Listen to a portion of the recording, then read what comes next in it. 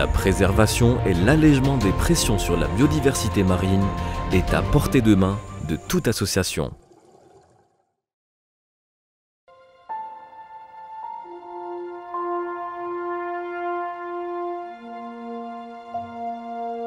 « 18 novembre 2016, au niveau du 2e siège de l'association et dès l'entame de la mission, l'IS prépare une équipe de nouveaux plongeurs pour une plongée sur les récifs.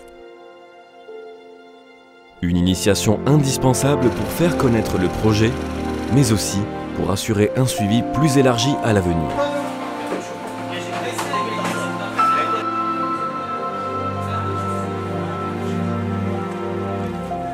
Les plongeurs sont prêts et embarquent aussitôt.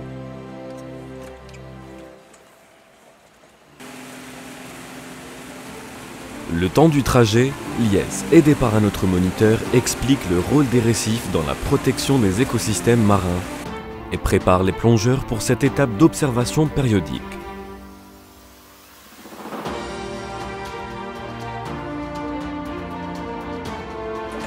Une fois sur site, le caméraman sous-marin se dirige en premier vers les modules pour pouvoir inventorier et éventuellement capturer des images d'espèces présentes avant que celles-ci ne se cachent ou esquivent le temps du passage des plongeurs. Premier constat, le module 1 semble devenir l'attraction favorite des petits poissons et à notre surprise, des gros poissons aussi. Une badèche timide en dispute avec 2 poulpes fuit rapidement les lieux à notre arrivée.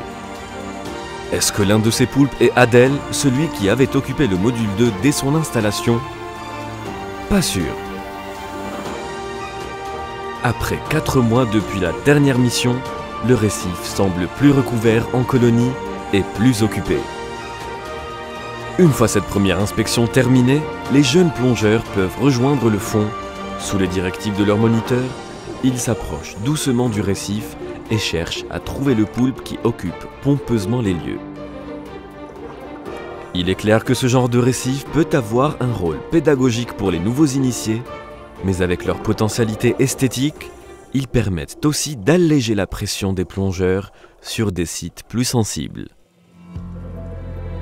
Des images issues d'une plongée le lendemain permettent de mieux apprécier l'état des modules. La colonisation du module 1 semble bien développée. Immédiatement, on y trouve des petits serrans, plus d'algues encroutantes et encore plus de bioconcrétionnement. La structure et les parpaings semblent tenir le coup, mais il faudra attendre la période hivernale pour en savoir plus sur sa solidité.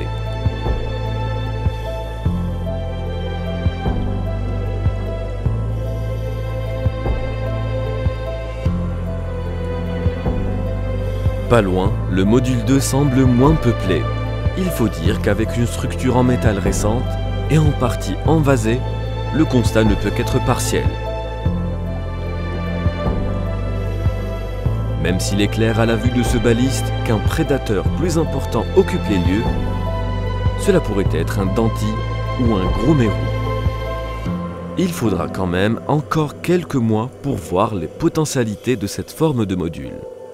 Désormais, plus le temps passe et plus ce projet semble être bénéfique pour cette région, tant sur le point biologique que touristique.